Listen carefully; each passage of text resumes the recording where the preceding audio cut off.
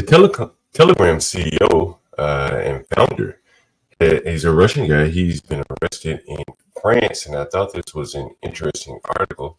And we're going to start off with some background information because most people probably aren't familiar with Telegram here in the States. So we'll talk a little bit about Telegram and some background information on him, and we'll see if we can get a little bit more background. Why was he arrested, and what's the background information here?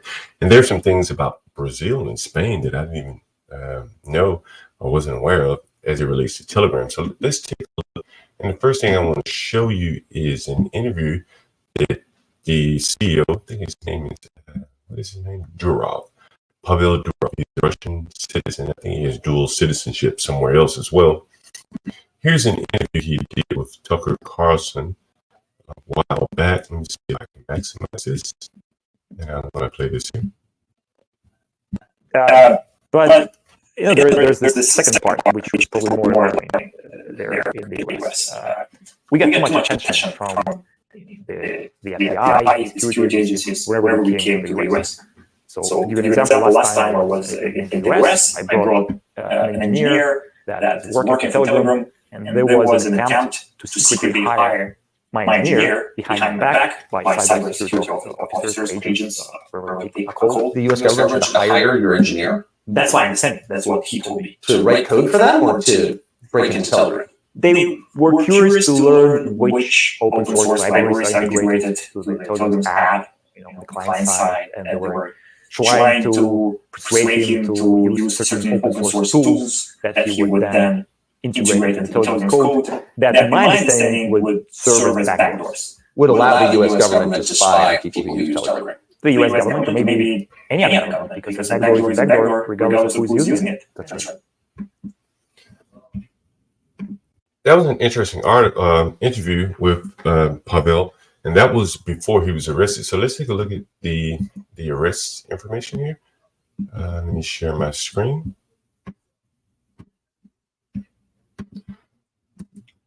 And this is from the Conservative Treehouse, from an article, Reclaim the Net.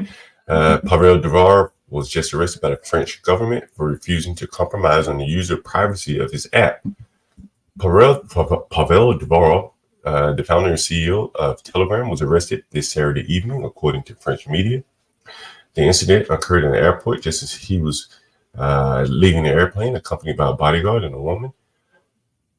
Durov holds dual Franco-Russian citizenship and is 39 years old. He has just arrived from Azerbaijan. The arrest was executed by members of the GTA acting on a French search warrant. The warrant, issued by the OFMIN of the National Directorate of the French Judicial Police, was based on allegations that Telegram's operational policies, specifically its lack of censorship and lack of cooperation with law enforcement censorship demands, along with features such as disposable phone numbers and cryptocurrency transactions, indirectly supports illicit activities. The arrest of Durov marks a major acceleration in the global debate over the balance between privacy and security and could have profound implications across multiple dimensions. Here's an explanation here. The legal precedent. This incident could set a legal precedent for how nations handle the regulation of encrypted communication platforms. If Durov is prosecuted for the actions of users on this platform, it might lead to increased pressure on other tech companies to monitor and control user behavior, potentially compromising their commitment to user privacy. This case highlights the tension between government surveillance and individual property rights. Governments may use this incident as a justification to demand greater access to encrypted communications. So I want to get into a couple of things, and here was a tweet from the guy, this Mike. Let me see what his name is here. His name is Mike Benz, and he's a pretty knowledgeable guy on technology and things like that. Let me see exactly who Mike Benz is. I'm not sure who exactly he is, but he has some experience in cyber technology. I'll look him up in just a second. But I saw this video of him. I think I'm going to start it at about a minute. share this tab instead. Make sure you all can see that. And this is Mike Benz. And before I get into Mike Benz, let me give you a little background on Mike Benz, just so you'll know who you're listening to. So Mike Benz is the director of the Foundation for Freedom Online. He's a former State Department official. He's had experience formulating and negotiating U.S. foreign policy on international communications and information technology matters. So here's a tweet from Mike Benz. It's a pretty long tweet, but I think it's worth listening to. About Pavel's arrest prior to the arrest. Because I believe the State Department is, at the very least, if not outright pushing, participating in this political prosecution. The State Department has been going after Telegram. Now, they don't want to shut Telegram down. Let me explain this. Telegram is a double-edged sword for the State Department. Telegram played a major role in the State Department's fomenting of the color revolution in Belarus in the summer of 2020. The National Endowment for Democracy, the U.S. State Department, and USAID were all funding the major organizers of the street riots in Belarus and using Telegram as the main channel to organize those street riots, because Telegram has such ubiquitous use in Eastern Europe, also in Russia, also in Ukraine. So they loved Telegram as a way to organize renter riots to destabilize Lukashenko's government. And I bet that they would do the same if they didn't. I'm not aware of it just because I haven't looked into it. But I bet that when Alexei Navalny was deployed against Russia from his right-wing flank in organizing peaceful protests in Russia, I bet Telegram was used by the State Department as the coordination then, because I know that it was in Belarus. Now, on the other hand, the State Department pressured, actually AstroTurf with tens of millions of dollars, the government of Brazil to bring Telegram to its knees. Brazil passed a ban, actually made it a crime to access Telegram for several weeks in 2022 until Telegram agreed to the new counter misinformation laws that were lobbied for by the U.S. State Department's NGO soft powers forum. So what they want to do is not kill Telegram like they wanted to kill WikiLeaks. They want to control it. And the problem is they didn't have the ability to put sufficient pressure on Pavel to break his will. So he's living in Dubai,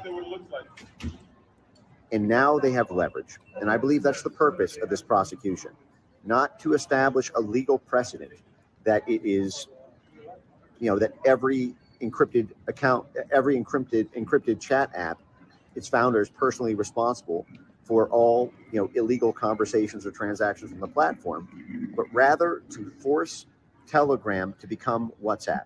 This is what they did to WhatsApp, by the way, through this regulatory pressure. WhatsApp is owned by Facebook. They broke WhatsApp's back. And now this is why I always say, don't say anything on WhatsApp that you don't want put on a Times Square Jumbotron, because the whole thing is Fed fucking central. They broke it.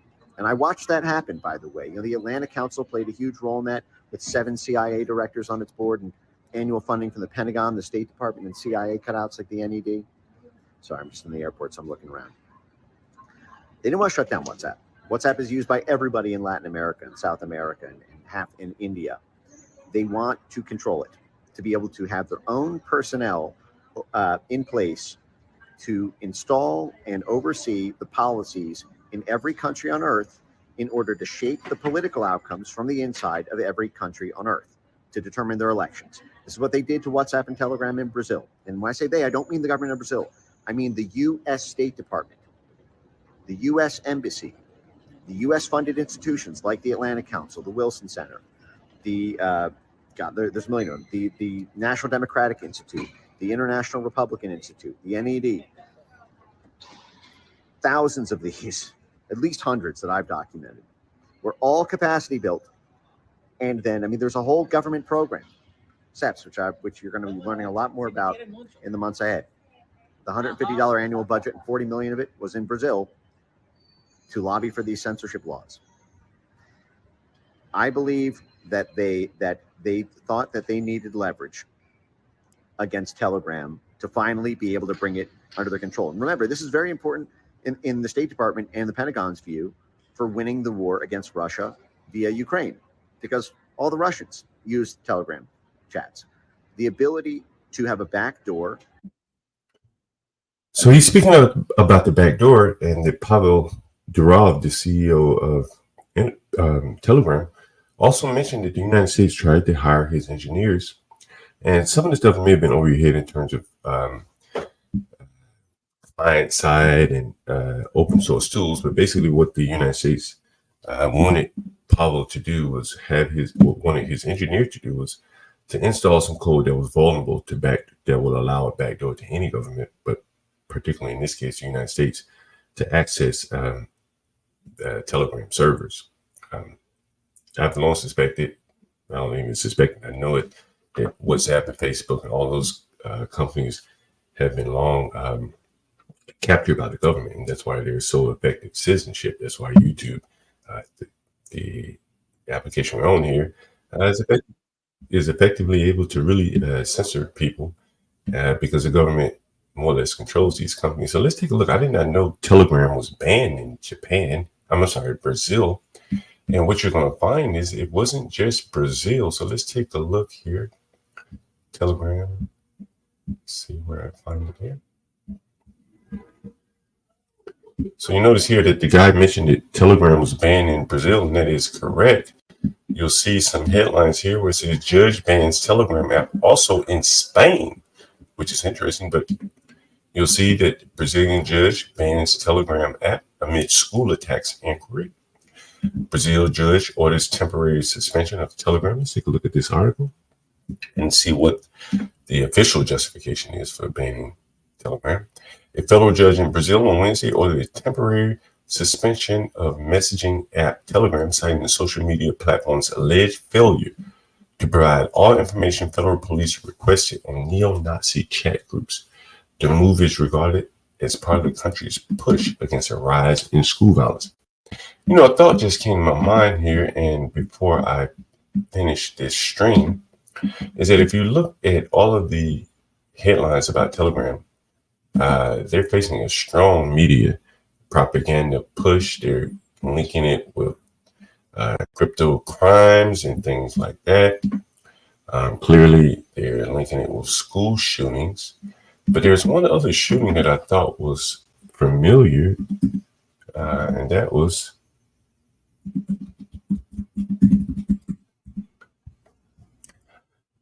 the Trump gunman was accused of having used Telegram. And I found that to be interesting as well, that they had pinned that on the Trump shooter, just threw it in there that he had used Telegram. So it makes me wonder, again, was he really using Telegram, or was this another prong in the attack to get rid of Telegram by linking school shootings and attacks on their president? Let me see if I can find it in this article. But I know he was accused of using Telegram. So let me see if that is in this article. It may not be in this article. But I do remember hearing him there. So there's something interesting shaking around Telegram. And I'm suspecting that the United States government is going to force his hand to have it open up the back doors technology-wise, the same way that it's done with WhatsApp and YouTube and Twitter and all these other social media companies. Let me see if I can find it about Trump and Crooks. I think that was the shooter's last name. Here's an article. It's just 16 hours ago. Vindman, Lieutenant Colonel Alexander Vindman, for those of you familiar remembering the Trump organization, you remember this guy was very much an agitator toward Trump. Vindman says Musk should be nervous after Telegram CEO was arrested. And I think that is very true. I think that the angst and the anger built up around Musk will soon have to come to a head if he doesn't allow the government to have sufficient citizenship and controls over that app, over his Twitter. So I do think that interesting things are on the horizon here. We'll also double back up and see how Musk is going to respond, and we'll follow up on the Telegram CEO's charges as they progress. Anyway, thank you. I think it's been an interesting stream, and for those of you that are using WhatsApp and Facebook, you should be very careful about what you say. Don't just take my word from it. You can take it from Mike Benz, a guy with CIA or State Department experience. Thanks again.